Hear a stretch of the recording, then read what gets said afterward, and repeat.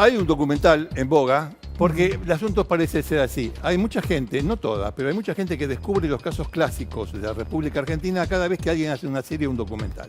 Es así. Y después vienen y te preguntan, che, ¿por qué no me lo contás? Ya lo contamos 1000 millones de veces el caso del crimen de María Marta García Belsunce en el country El Carmel. Pero ahora salió un documental que en realidad documenta testimonios. No hace otra cosa más que documentar testimonios. Yo no lo vi, pero me han comentado que trata de mantener el equilibrio entre posiciones muy encontradas, como ustedes saben. Mucha gente me ha llamado de otros medios, incluso medios del canal, de radios, de todas partes del país, para que hable de este tema. Les quiero decir una cosa. El documental no crea ninguna duda. No hay ninguna duda con este caso. Yo no voy a hablar del tema. No voy a hablar del tema más allá de lo necesario para explicarles a ustedes por qué no hay ninguna duda. Y para eso, obviamente, lo voy a hacer con Rolando. Por supuesto. Es la última vez que ustedes me van a escuchar hablar del caso Belsunce. Es la última vez. Hay casos, misterios, que merecen que nosotros le pongamos todo nuestro esfuerzo y nuestra inteligencia en ellos para tratar, en lo posible, de buscar una salida para esos misterios. Este caso no es ningún misterio. Estoy harto de hablar de este caso. No es una cuestión personal. Ustedes deben estar hartos de escucharlos, porque ya se conoce todo. Y nosotros no somos monigotes, los periodistas, como para que, cuando sale un documental sobre cualquier cosa, por ejemplo, la muerte de Hitler, y haya un salame que diga que murió en Bariloche, vengan a decirnos, ¿por qué no nos cuenta la muerte de Hitler? No, señor. Hemos escrito libros, hemos hecho columnas en televisión, en TN, en Telenoche. Hace 18 años que estamos con este tema y lo estamos siguiendo. Vamos a darle la última posibilidad a aquel que le quedó algún ¿cómo será? Sobre 2 o 3 puntos de un caso que ya no tiene misterio para nosotros y que no tiene ninguna duda para nosotros. Y es la última vez que al menos yo, no voy a hablar por mi colega, obviamente, que al menos yo me voy a referir a este caso. Dudas, insisto, este caso no tiene ninguna duda, pero algunos han mencionado cuestiones que no le han quedado del todo claro, a pesar de la cantidad de veces que nos hemos referido a este tema, Rolo. Así es, Richard. Una de esas cuestiones tiene que ver con una llamada de Carrascosa a la asistencia una vez que María Marta está muerta en la bañera de su casa del Carmel. No le vamos a contar el caso, ¿eh? No le vamos a contar el caso. Vamos a ir exclusivamente a algunos puntos que para algunos, después de tantos años y de haberme escuchado y leído muchas veces, les parece aún polémico o dudoso. Así es, Richard, porque hay mucho para hablar sobre el caso de María Marta García Belsunce y como hemos hecho siempre con Ricardo, todo lo que nosotros contamos está en el expediente, está en la investigación, lo hemos ido recogiendo de fuentes directas, pero para más dudas, todo lo que contamos está en la causa judicial que hemos ido siguiendo desde el día 1, desde que se escribió la foja 1. Yo personalmente en mi casa tengo un cuarto entero con todo el expediente del caso María Marta García Belsunce. Por eso podemos hablar de cualquier tema relacionado a esta causa y podemos abundar sobre muchas de las cuestiones que se ven en este documental de Netflix. Pero claro, por una cuestión de tiempo, algunos detalles no se han contado y hay mucha información que está fuera del documental, que tenemos Ricardo y yo, y que queremos contarles para darles más elementos para conocer el caso, para el que ya no lo conozca. Acá en Cámara del Crimen se ha hecho incluso una reconstrucción de cómo fue el crimen. Hemos hablado en mayo, Richard, en YouTube. Claro, en YouTube busquen está a YouTube, esa reconstrucción. Sí, el que tiene la posibilidad de comprar los libros, se los recomendamos. Pueden ir a YouTube, que es gratis, y encontrar ese programa, y el 31 de mayo, como bien estabas diciendo, de este año, hace 5 meses, nos referimos al tema. Por eso digo, este es un tema que para nosotros está terminado. Una cosa que quería aclarar, discúlpame, que tiene que ver conmigo, y es la razón que yo les di a toda la infinidad de medios, de radio, de televisión, que me han llamado para que opine sobre el documental, y de paso, en realidad, no es para que opine sobre el documental, para que cuente cuál es mi visión del tema y sobre algunas cuestiones que tienen que ver con este caso. Les quiero decir esto: Cámara de Crimen es mi casa. Cámara de Crimen es mi casa. ¿Sí? En Cámara de Crimen he desarrollado muchísimos temas, bien, mal, más o menos, pero acá, en este ámbito, en esta propia sala, este programa tiene una escenografía armada después de más de 10 años para un programa de televisión que no es de ficción. Antes se armaban acá teleteatros. Ahora se ha armado esta escenografía para Cámara del Crimen, que, insisto, es mi casa, y ahora obviamente la casa de Rolando Barbano, y antes era la casa de Nacho, y antes era la casa de Domenech, y así sucesivamente, y de todos los que han pasado por acá. Pero es mi casa, es lo que yo quiero hacer. Lo hago acá en Cámara del Crimen. Lo que tengo que decir lo digo acá. Y, volviendo al principio de este caso, yo ya dije todo y no voy a contarles el caso de vuelta. Ustedes ya saben lo que yo pienso de este caso. Voy a volver sobre este tema al final de lo que Rolando nos va a explicar sobre 2 o 3 puntos que para algunos, insisto, son dudosos. Pero no quería dejar de decir esto. Esta es mi casa y yo hablo en mi casa.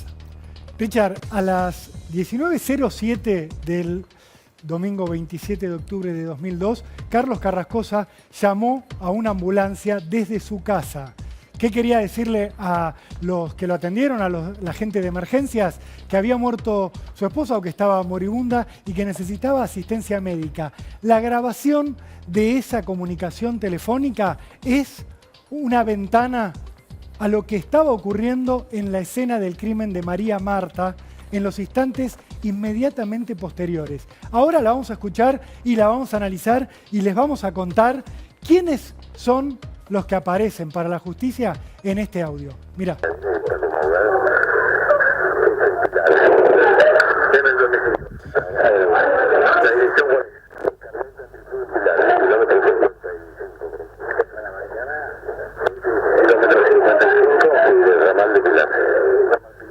¿Alguna referencia que le dé lugar?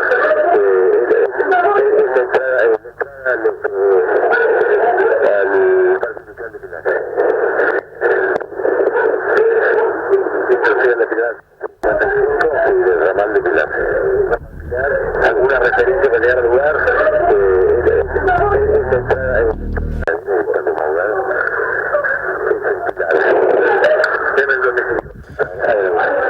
Richard, lo que hace Carlos Carrascosa en este momento es llamar al servicio de emergencias y le van preguntando qué está pasando con María Marta, con la paciente para la cual él pide asistencia.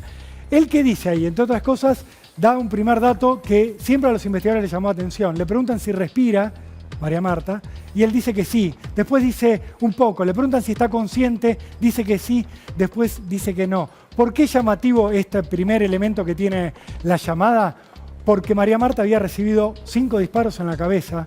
Su cabeza había estado sumergida en el agua, en una bañera, con lo cual era 100% imposible que estuviera consciente o que estuviera respirando.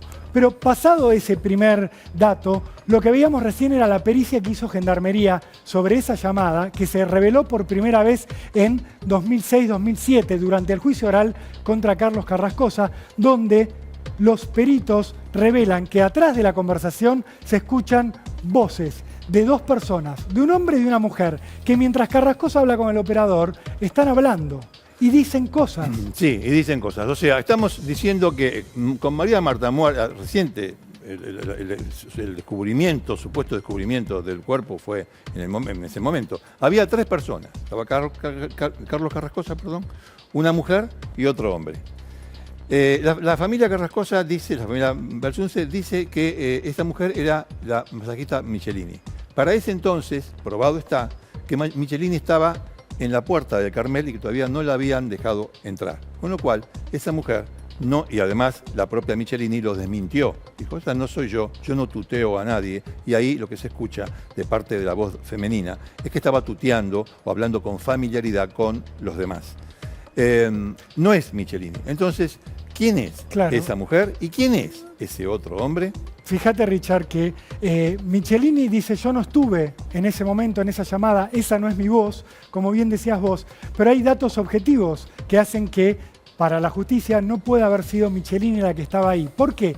Porque Michelini llega para darle un masaje a María Marta que está pautado para las 7 de la tarde.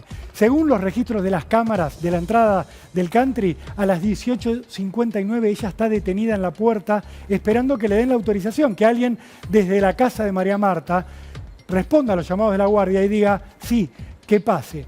Alguien ha dicho, desde la defensa, que las cámaras tenían mal la sincronización del reloj, que no estaba bien marcado y que ella llegó antes. Pongámosle que esto pueda haber sido así. Pero ¿qué pasa?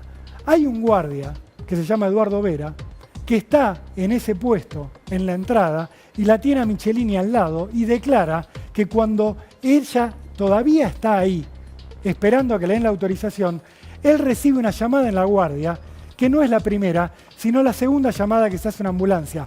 Una llamada que se hace desde la casa de María Marta a la guardia reclamando que venga la ambulancia que Carrascosa había pedido, pidiéndoles, apuren a la ambulancia, nosotros no llamamos a nadie. Bueno, llamen a una ambulancia, le dice alguien a ese guardia que está sentado en la puerta y que en su declaración judicial, se llama Eduardo Vera, dice, yo la veía a Michelini y mientras atendía el teléfono. Es decir, no importa en qué momento exacto se hizo la llamada, él lo que sabe es que Michelini estaba en la puerta del country y que alguien desde adentro llamaba reclamando una ambulancia que no llegaba. ¿Quién era, según Eduardo Vera, el que llamaba reclamando esa ambulancia?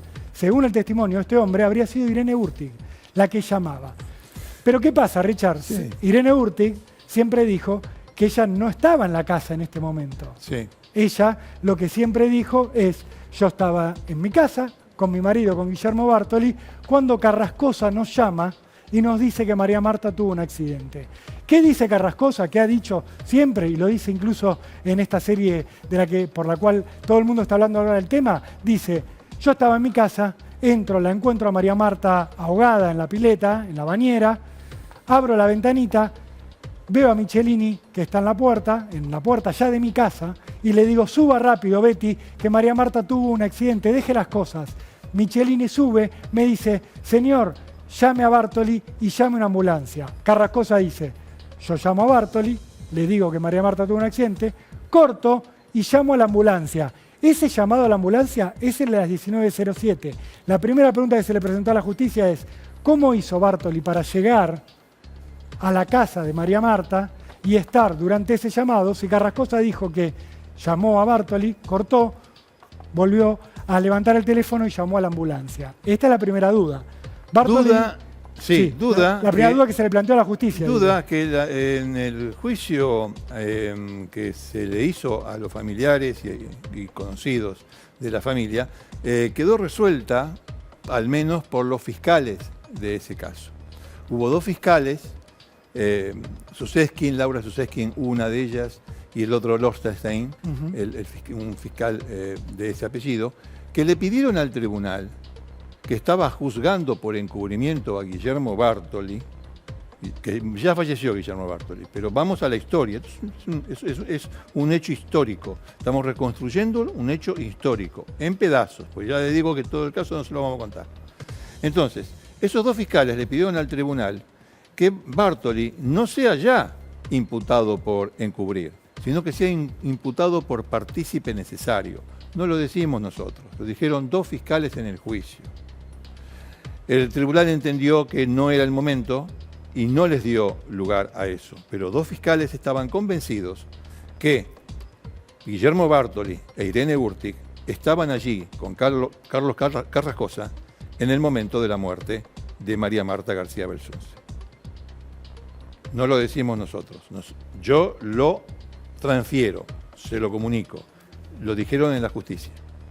Dale. Eso finalmente no llegó a nada judicialmente. Irene Urtig y Guillermo Bartoli nunca tuvieron una acusación que prosperara en su contra. Su nombre hoy en la justicia está totalmente libre de sospecha. Lo que estamos contando es de qué se hablaba atrás de esta llamada tan misteriosa para algunos que hizo Carlos Carrascosa pidiendo una ambulancia. Hay una voz de un hombre y de una mujer que están diciendo, está muerta, déjala, cerrá la puerta, mientras él está diciendo que María Marta está viva y que requiere una atención médica urgente. ¿Quiénes son esas personas? Ya lo dijimos. Beatriz Michelini dijo, yo no fui. Hay guardias que dicen, Michelini estaba afuera. Michelini dijo, yo esperé 20 minutos antes de llegar a la casa. Con lo cual, para la primera acusación que hubo en este caso, Michelini tuvo que haber llegado después de toda esta situación. ¿Por qué se habría dado así? Bueno, eso es lo que la justicia nunca decidió avanzar, nunca terminó de comprobar. Los elementos están, reiteramos, en este momento, todas las personas vinculadas a María Marta no están, sí, hay que aclararlo, ningún esto. tipo de reproche judicial. Hay que aclararlo esto porque a pesar de estar involucrados en un tema penal, han quedado desvinculados. En consecuencia, eso se debe decir, es parte de la información. Les quiero decir otra cosa también. Cuando comenzó este caso, la policía estaba preparada para ir a detener a toda la familia. ¿Cómo surge esto? Bueno, porque la policía estaba preparada para eso y es lo que le decía a todos los medios. De hecho, el comisario de Gastaldi lo declaró en el juicio, que ellos sospechaban de la familia. No ya Molina Pico, ellos mismos sospechaban de la familia. Y hay otra cuestión. ¿Por qué no los detuvieron en ese entonces? Año 2002, hace muchísimos años de todo esto. Tantos años. ¿Por qué no lo detuvieron? El fiscal general de San Isidro era amigo de los Belsunce. Julio Novo era el fiscal general de San Isidro y era una persona que utilizó su poder para proteger a los Belsunce. Julio Novo fue echado a patadas de la justicia después de muchos años y de muchas tropelías, acusado de encubrir narcotraficantes, entre otras cosas. Julio Novo mandó a un funcionario público que luego fue juez a robar el expediente que tenía Molina Pico para ver qué estaba haciendo. Julio Novo después se fue, o mejor dicho, lo echaron de la justicia. Puede ser una explicación, de hecho para mí es una explicación, de por qué en su momento la policía no procedió contra la familia. Richard, segundo tema que queríamos abordar en el programa de hoy tiene que ver con el Clubhouse. Así se habla alrededor de todo el caso García Belsunce de una situación muy concreta que tiene que ver con lo siguiente. Carlos Carrascosa estuvo en el Clubhouse en la tarde del crimen de María Marta en el Country Carmel o no estuvo. En el documental hay diferentes posturas. Carrascosa dice, yo creo que puedo haber estado, pero quizás estuve otro día, quizás se confunden los horarios. ¿Por qué es vital este tema? Porque la sospecha del fiscal Diego Molina Pico siempre fue que en el momento del crimen, en la casa de María Marta, habrían estado algunas de las personas de las que estuvimos hablando hasta ahora y que en algún momento, cuando vieron la situación, cómo se estaba dando, decidieron irse, mostrarse y luego regresar a la casa para que los vieran personas del exterior del círculo íntimo, la masajista, los guardias de seguridad. Esta era la hipótesis que manejaba Molina Pico.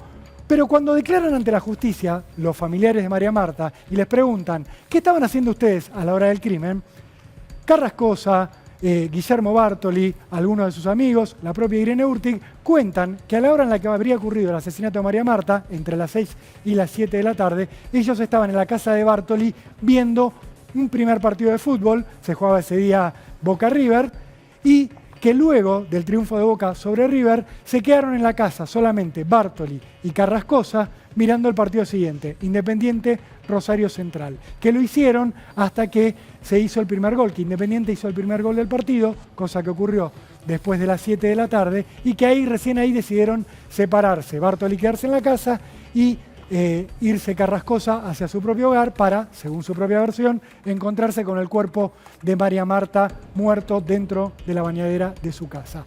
En esta situación, cuando Molina Pico estaba investigando si esta coartada era cierta, aparecen testimonios que dicen que entre las 6 y las 7, en el horario donde Carrascosa dice haber estado con Bartoli en la casa con Irene Urtig, en la casa de esta pareja, aparecen testimonios que dicen no, Carrascosa estuvo en el Clubhouse del country.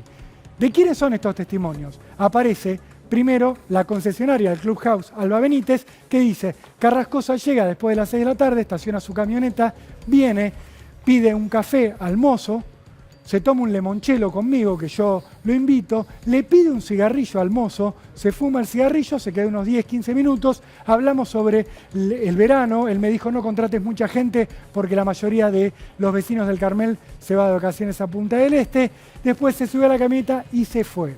Esto declaró la mujer. El mozo declaró, yo le serví un café, Gerardo Berndorfer se llama, yo le di un cigarrillo, y entonces todo el mundo le empezó a preguntar, ¿cómo están tan seguros ustedes de que esto ocurrió entre las 6 y las 7? Porque Carrascosa dice que pudo haber pasado, pero pudo haber pasado el día anterior, pudo haber pasado más temprano ese domingo, y el mozo dijo, yo me acuerdo que fue después del partido de Boca, porque yo soy hincha de Boca, tenía entendido que Carrascosa era de River, y estuve tentado de cargarlo, pero no me animé.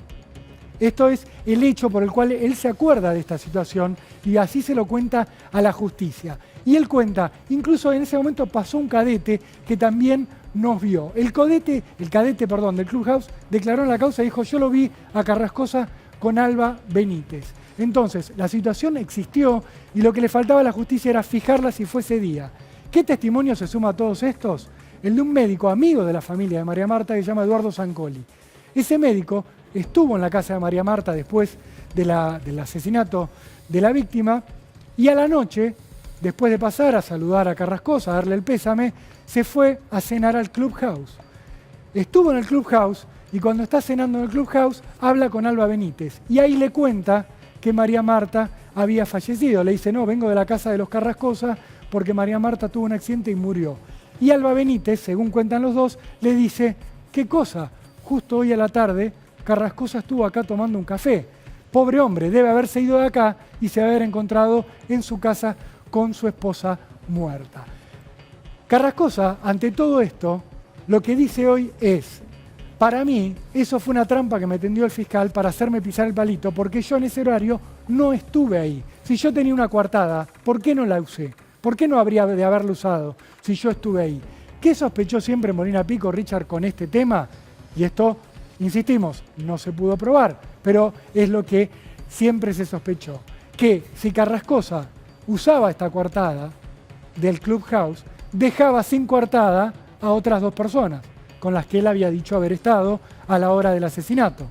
Que si él sostenía que estuvo en el Clubhouse, entonces Bartoli e Irene Urtig no lo tenían a él para apoyar su coartada. Esto es una hipótesis lo que estoy contando, pero es lo que hay detrás de toda esta situación del Clubhouse. La sospecha de Molina Pico, ¿cuál era, Richard? No, Carrascosa se mostró después de la muerte de María Marta y cuando tiempo después reconstruyeron la secuencia, se dieron cuenta otros que si él decía lo del Clubhouse, los dejaba en banda al resto y entonces lo tuvieron que anular de su relato, sacarlo, pero claro, hay testigos que lo cuentan. Hay un tema con esta cuestión. Es una hipótesis hasta por ahí Tomás, porque fue tomado en cuenta para condenarlo. O sea, Carrascosa estuvo condenado, estuvo. Yo no me olvido de esa condena. No me olvido. Históricamente existió y da una historia. Esa historia a mí me parece muy, muy verosímil. De hecho, me parece cierta. La historia de esa condena que después quedó anulada. Ya le vamos a contar cómo llegamos hasta ahí. Pero estos mismos hechos también fueron tratados y comprobados por otra sentencia, por otro tribunal, que fue el que juzgó a los familiares.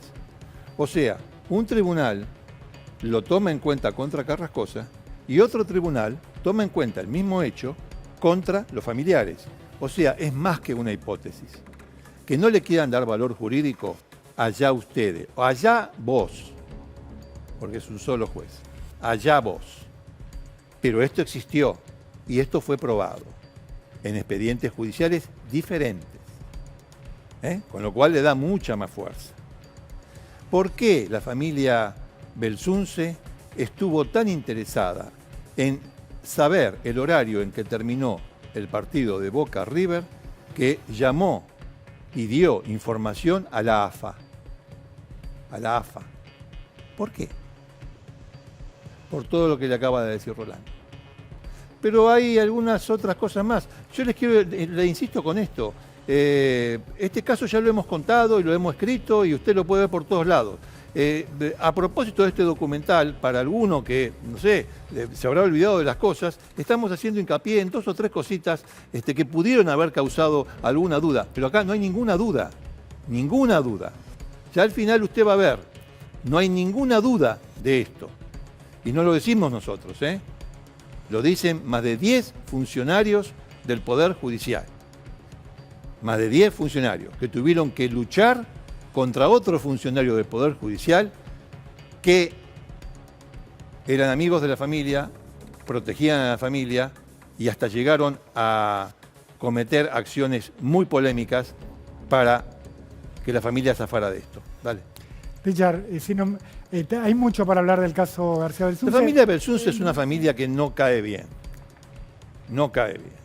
Ninguno de sus integrantes cae bien. Yo hablé con ellos cuando comenzó todo esto y salí con la convicción de que estaban muy involucrados. No caen bien. No es una cuestión de hablar del hombroso, porque un tipo me cae mal o a mí tiene que ser culpable. No, no se trata de eso. Se trata de que ellos caen mal. Sobre todo también muchos, o algunos, muchos no, algunos de sus más directos amigos, como la señora Taylor. Hay voceros que tienen que ver con el caso que se muestran mucho en la serie de la que viene hablando todo el mundo, y uno de los principales que aparece en pantalla y que genera mucha intriga en la gente que no ha conocido, que no ha seguido la causa, es una señora que se llama Nora Taylor, su apodo es Pichi, y a quien la justicia en un momento involucró en esta causa. Hoy está totalmente sobreseída, su nombre está libre de toda sospecha, pero ella protagonizó un careo muy recordado en el juicio contra Carlos Carrascosa, un careo con otra persona, con Inés Ongay. ¿Por qué? Porque esta es Pichi Taylor a la que estamos viendo. En todo el caso García Belsunce lo que hay son 2 círculos diferentes. Uno es el círculo de gente vinculada íntimamente a Carlos Carrascosa y a María Marta, a su círculo social, al country propiamente dicho, y otro círculo tiene que ver con las amigas de María Marta que no vivían en el country y que eran relaciones de la víctima por otro lado. Inés Ongay, por ejemplo, era su amiga de la infancia, su amiga del alma, su amiga del corazón, tanto que vivía en Bariloche, no se veían frecuentemente, pero eran amigas totalmente íntimas. Lo que ocurre con este choque, otra de ellas era Susan Murray de Missing Children, que era una persona que colaboraba con María Marta en tareas solidarias, la conocía, pero no de vivir en el country, no de ir a almorzar todos los días con ella, sino de trabajar a su lado todos los días, de conocerla de otros ámbitos. Las declaraciones que hicieron las amigas de este segundo círculo, el que no tenía que ver con el estatus social, con el country, chocan mucho con las declaraciones de las amigas más íntimas a este círculo social. Por eso es que se ve este careo tan fuerte de Pichi Taylor y de Inés Ongay en el juicio oral contra Carlos Carrascosa. ¿Por qué? Porque Inés Ongay llega de afuera a la escena, a la situación, viaja desde Bariloche cuando le avisan que María Marta había muerto y trata de reconstruir lo que había ocurrido y empieza a preguntarles a todos. Y ella es la que le cuenta que habla después del sepelio de María Marta con Pichi Taylor, que están en la cocina de la casa de Pichi Taylor, y que le pregunta, explícame Pichi, ¿cómo es que a María Marta no la revisó un médico, no se hizo una autopsia, no vino la policía? Y según Inés Ongay, Pichi Taylor esto siempre lo negó, Pichi Taylor le responde, le habría respondido, mirá, como esto se podía abrir en un homicidio o un suicidio, pagamos para que se hiciera lo que el gordo quería, que no hubiera autopsia y que no hubiera policía. El gordo es Carlos Carrascosa. El gordo es Carrascosa. Esta declaración atribuida a Pichi Taylor por Inés Ongay, por supuesto la puso a Pichi Taylor en un lugar donde todas las miradas confluyeron sobre ella. Ella siempre negó esto, pero ella ya venía relacionada con todo lo que tiene que ver con la investigación del crimen por otra situación, por una situación que se conoce habitualmente para quienes seguimos el caso como la de la gotita. La gotita, el otro, te interrumpo un segundo tanto Sí, para sí. introducirlo. Es otra de las dudas que pudieron haber surgido de si las heridas de bala de María Marta fueron cerradas con la gotita. No se olviden ustedes que tenía 5 tiros, en realidad 6. El sexto o el primero, no se sabe si fue el primero o el último, fue el famoso pituto, el que no entró en la cabeza porque le dispararon con un arma vieja. Un arma vieja con poca velocidad cinética, se le Así dice al proyectil cuando sale del revólver. Y bueno, uno no entró en el cráneo. Los otros 5 sí. Y además desde, al menos 3 de ellos desde corta distancia. Durante un largo periodo que estuvo precedido por una golpiza que recibió María Marta. Insistimos, no nosotros sí insistimos, pero quiero decir, no fuimos los primeros en decirlo, lo dijeron en la justicia, ningún ladrón hace eso. Entonces, golpiza y después los 5 tiros, cerrados con la gotita en un velatorio hecho a media luz, donde no entraron todos, fueron digitando quién entraba y quién no entraba, en la cama, con la cabeza de María Marta pegoteada con sangre, con agua, que trataban de disimular lo mejor que podían. A tal punto que a la mayoría le pareció, a la mayoría que no era del círculo más estrecho, le pareció extraño, pero al tipo de la casa fúnebre que fue a buscar el cuerpo no le pareció extraño. Era extraño. Totalmente. Di Feo se llama ese hombre que también declaró en el juicio. ¿Por qué se habla de la posibilidad de la gotita? Porque María Marta es sepultada como si hubiera sufrido un accidente, permanece en esa situación 36 días y finalmente Molina Pico pide y logra que un juez acceda a ordenar la exhumación del cuerpo para hacer lo que se debió haber hecho en un primer momento, la autopsia. Cuando se hace la autopsia, que está filmada, lo que se observa es que... Perdóname. Molina Pico fue el que ordenó la autopsia tiempo después, ¿cierto? ¿Por qué? Porque fue un tonto. ¿Por qué fue un tonto? Porque se dejó engañar por Juan Martín Romero Victorica, que ya falleció, que era un fiscal muy poderoso de la provincia de Buenos Aires, y este era un pichi. Si yo soy un empleado y viene un alto cargo a mi oficina y me dice, no, pibe, ese papel que vas a, ese formulario que vas a llenar ahora, ponelo abajo. ¿Yo qué hago? Lo pongo abajo. ¿Se entiende? Hubo un ambiente, una atmósfera que hizo que Molina Pico entrara en una nube donde no vio bien las cosas al principio. Pero basta que le tomara declaración a los médicos que sí revisaron a María Marta para que inmediatamente ordenara la autopsia. Romero Victorica, amigo de Horacio García Belsunce, hijo, por eso Claro, porque estuvo acá en el lugar. todo cuestión de amigos, de conocidos, porque la familia Belsunce, amigos, no es de alcurnia. No es de alcurnia, no tiene abolengo, no tiene nada, tiene plata. ¿Cómo hizo la plata? No viene al caso. No viene al caso, no tiene nada que ver con esto, aunque una de las razones por las cuales se dice que María Marta fue asesinada era por una cuestión de dinero. Pero cuando yo hablo de dinero, estoy hablando de cómo hicieron la familia, cómo se levantó. Se levantó gracias a Horacio García Belsunce, padre, que fue un reconocido abogado que hizo mucho dinero y levantó una especie de mini imperio alrededor de todas estas personas. Pero bueno, estábamos hablando del tema de la gotita. El tema de la gotita, dale. Cuando se hace la autopsia, que está, insisto, está filmada y fue proyectada en los 2 juicios orales que hubo por este caso, se observa que las heridas que tiene María Marta en la zona donde había cabello están a la vista, están visibles, son orificios.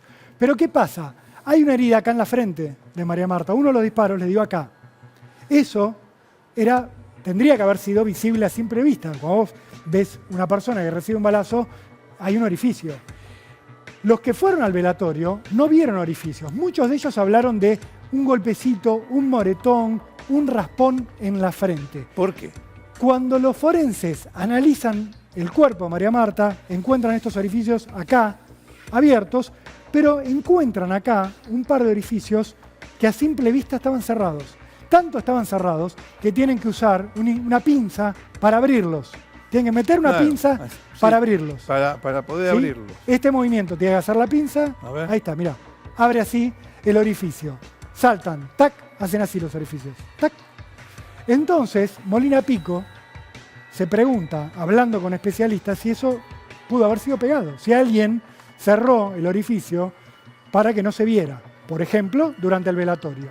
Entonces, se pide a la morgue que recorte los pedazos donde estaban los orificios de bala y se analicen en busca de pegamento. La pericia, y esto es importantísimo, da negativo en los orificios que estaban abajo del pelo. Sí, da negativo. Ahí no hay nada. Ahí no. Pero en el de la frente Ahí no. da positivo de una sustancia que se llama ciano.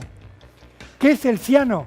Según explica el perito Luis Ferrari, el que hace esta pericia en la causa, es uno de los componentes del cianoacrilato, de la gotita, del pegamento. De un pegamento. Que es el nombre comercial, la gotita, pero es un adhesivo que se usa para cerrar cosas de inmediato. Incluso si uno tiene una herida en el cuero cabelludo y va al hospital, a veces le ponen ese pegamento en lugar de coserlo.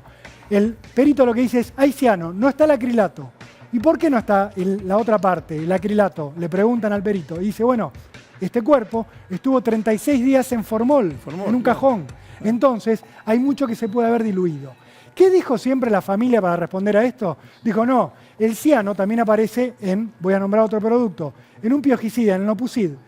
Y como María Marta solía ir a asistir a chicos pobres y se le pegaban los piojos, ella se ponía Nopusid. ¿Qué dijo el perito cuando declaró el oficial? Estoy hablando no lo de parte, no lo de la familia. Dijo, miren, si hubiera sido shampoo, tenía que estar en toda la cabeza, donde estaba el cuero cabelludo y no solo acá en la frente. ¿Por qué estaba acá solo en la frente? Primer punto. Y segundo punto, 36 días en formol se bancó el shampoo. Esta era la pregunta que había en la investigación. Entonces, ¿qué hizo Molina Pico con esto? Dice, esto lo tuvo que haber aplicado alguien con conocimiento durante la investigación.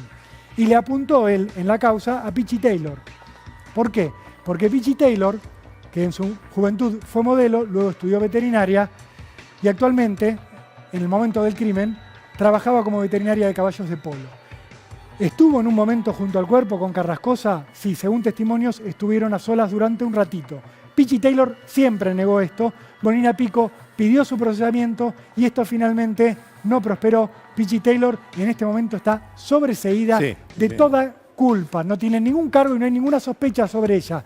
Pero lo que les estamos contando es cuál fue la hipótesis que se tejió a partir del estado en el cual estaban las heridas en la cabeza de María Marta. Quería decirle a la gente, ¿sabes cómo hicieron para confundir este caso? A A le pusieron delante B. A B le pusieron delante C. Los numerosos tribunales que intervinieron en este caso siempre entendieron que lo razonable y lo que probaba las cosas era la versión de la fiscalía. Era A, era B, era C. ¿Se entiende? No lo que oponían. Todo lo que opusieron los Belsunce fue rechazado todo el tiempo. Todo el tiempo. Pero ¿por qué ahora están en libertad? Bueno, nosotros nos vamos a hablar más de este tema. Creo que estas son parte de las dudas. Solo quiero sumar un solo dato más, porque me parece un dato muy interesante y revelador del caso que no se conoce. Dale. María Marta era donante de órganos. Y esto, en toda la investigación, se le preguntó a todos sus familiares si ellos lo sabían. Richard, ¿usted sabía que María Marta era donante de órganos? Todos dijeron sí. Carrascosa mismo dijo, yo sabía. Lo que nadie pudo explicar en la familia es por qué, si sabían que era donante de órganos, apenas la encuentran a María Marta agonizante, nos llaman al Incucay para que viniera alguien a hacer la ablación correspondiente para hacer ese procedimiento. El juez ¿En el momento o horas después? El juez Diego Barrotavenia, y por eso menciono este caso, en su momento usó este dato que les estoy dando para sostener el procesamiento de Carlos Carrascosa por el asesinato de su mujer. Dijo, no puede negar que él sabía esto y que aún sabiendo esto, ni siquiera así dieron intervención a médicos, a forenses, una situación más allá. Lo quería completar, Richard, porque son de los datos que han ido quedando al costado del camino. Hay muchos otros. Y que son muy reveladores sobre muchas hay muchos otros. Pero si uno agarra la defensa de Carrascosa y la lee en cámara, está bien. La familia va a estar muy agradecida.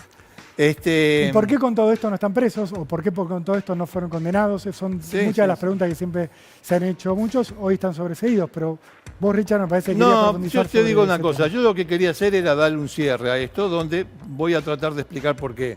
Pero en realidad ves un cierre, e insisto, después de esto, no más, no más de este caso, porque hay muchos misterios, muchas familias dolientes, de verdad dolientes, que no esconden nada, que necesitan nuestro mejor esfuerzo para tratar de darles una mano. Este caso ya pasó, ya fue, ya está. Está escrito, está, como dije al principio, tiene columnas en Telenoche, en TN, lo escribí y lo escribimos con Rolando desde el año 2000, fines del 2002, cuando lo supimos, cuando supimos del caso. Durante 18 años, tengo una ayuda de memoria acá, simplemente para no olvidarme de algunas cuestiones fundamentales. Durante 18 años tratamos de que no se salgan con la suya, de que los Belsunce no se salgan con la suya. Lo frenamos, los periodistas lo frenamos, la mayoría de los periodistas lo frenamos. De hecho, fueron condenados, sí. Pero bueno, 18 años es mucho tiempo contra una maquinaria económica muy poderosa que puede sostener tanto tiempo los honorarios de abogados carísimos, carísimos. Y ellos lo han logrado, lo lograron. Ahora están fuera de todo. Y hasta se dan el lujo de revivir el regreso de los muertos vivos por un documental. María Marta es una víctima en un universo de víctimas que nunca van a tener justicia. María Marta nunca va a tener justicia. Nunca. Han querido ocultar el crimen como un accidente doméstico. Nos olvidamos de eso, yo lo dejé para el final. Gotita, Pituto, que esto, que el otro.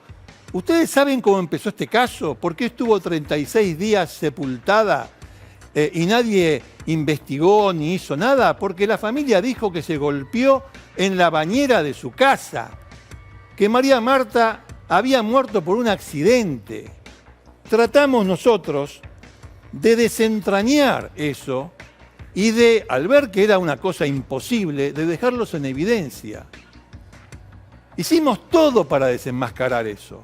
Todo lo que se puede hacer para desenmascarar la estupidez de justificar la muerte por un accidente en la bañera. Me acuerdo que yo en un momento dije, y me voy a distender un poco, a pesar de que tome medio minuto más, yo en un momento dije, y sí es de mi autoría, que si este crimen hubiese pasado en La Boca, era un homicidio calificado con el vínculo y el marido estaría con prisión perpetua y todavía estaría dentro de la cárcel esperando durante muchos años a que le venga la libertad condicional.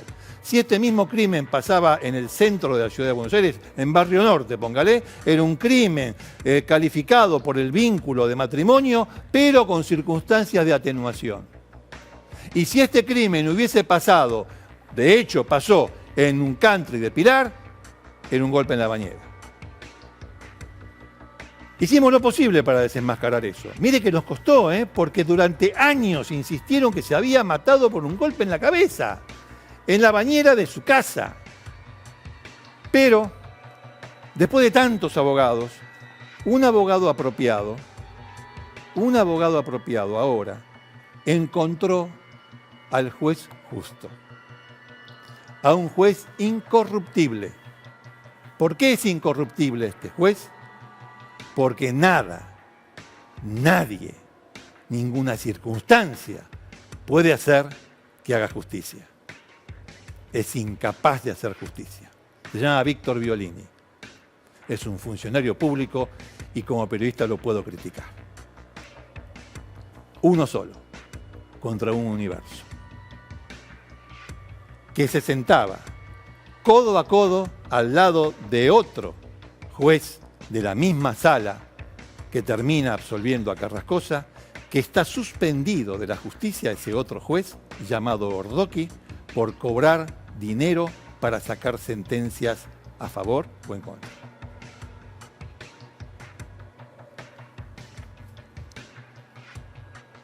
estos dos personajes, el abogado apropiado y el juez incorruptible, porque nunca hace justicia, es el mismo juez que abrió las puertas de las cárceles para que los presos salgan a jugar, ahora con el COVID. Bueno, lograron vencer a la razón, a la verdad y a todo el cúmulo de evidencias. Todos saben lo que pasó en el Carmel. Yo lo sé, usted también lo sabe. Usted también lo sabe. Por supuesto, los amigos de la familia van a decir que no, pero a ver, estamos. Todo el mundo sabe lo que pasó en el Carmel. Yo sé lo que pasó en el Carmel. Rolando sabe lo que pasó en el Carmel. Todos lo sabemos. Todo. El documental del cual tanto se habla, que está en boga, yo no lo vi, pero me han contado gente de mi máxima confianza que aún queriendo ser imparcial, deja en evidencia a la familia. Y que por eso la familia está muy caliente por eso. No voy a retroceder 1 milímetro de mi posición. 1 milímetro de mi manera de pensar con relación a este caso. No voy a sacarle una coma a todo lo que escribí sobre el caso García Belsunce. Ni una coma. Nada. A pesar de que quieran volver a plantear dudas que Rolando estuvo explicando recién con claridad. Yo sé entonces lo que pasó en el Carmel. También lo saben los familiares, por más que se refieran al caso detrás de una copa de whisky. Ellos saben lo que pasó en el Carmel. Cuando fuimos a hacer la primera entrevista a Carrascosa en la casa, hay que contarlo, Rolo. Sí, sí. Fue Rolando con Virginia Messi, 2 periodistas del diario Clarín, a quienes envié con un fotógrafo para hacer la primera entrevista que le daba a Clarín. No hacía tanto que había muerto María Marta. Sí, eran unos meses. Hacía unos meses. Principio de 2013. Era tal la tranquilidad de Carrascosa que los recibió a ellos, sentados en un sillón cómodamente, saboreando un whisky. A tal punto que el fotógrafo le dice, ¿no le parece mejor para la foto que deje el whisky en la mesa? Pero no hay ningún problema. Yo creo que el mayor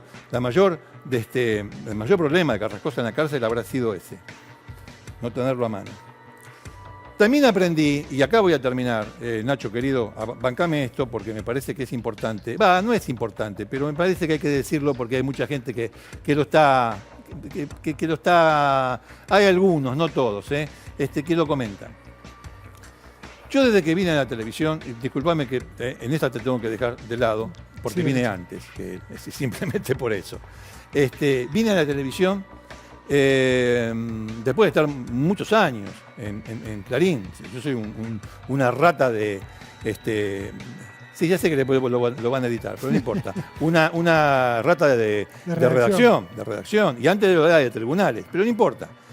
Bueno, vine acá y bueno, será mi personalidad, será mi manera de contar, será que a mí me interesan los casos y me caliento con los casos, o me enfervorizo, o me cago de risa, lo que fuese.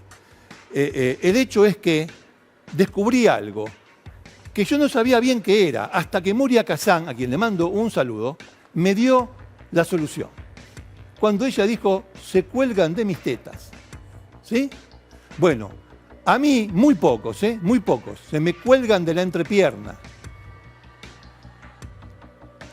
Se me cuelgan de la entrepierna. Me han imitado. Han copiado mi punto de vista sobre casos criminales. Está todo bien, hermano, todos laburamos en lo mismo. Pero me han insultado, con lo cual eso me demuestra que no son colegas. El insulto a mí no me interesa en absoluto, no me ofende. ¿Saben por qué no me ofende? Me ofendería si yo le diera importancia a quien me insulta. Pero como yo no le doy ninguna importancia a quien me insulta, yo sé que lo hace para tener un minuto de cámara en el chiquero donde trabaja. Sí, yo sé que lo estás grabando. Ya sé que es para tener un minuto de cámara, ya lo sé. Pero como yo no le doy importancia a eso, ya lo decía Voltaire, la vida es demasiado corta para andar ocupándose de miserables bribones. Para finalizar, No voy a hablar más del caso María Marta García Belsunce. Adiós, María Marta. Adiós. Torpe mujer que moriste golpeada en la bañera de tu casa. Si te revolvés en la tumba, no vengas acá a buscarme. Vos sabés muy bien dónde viven tus familiares.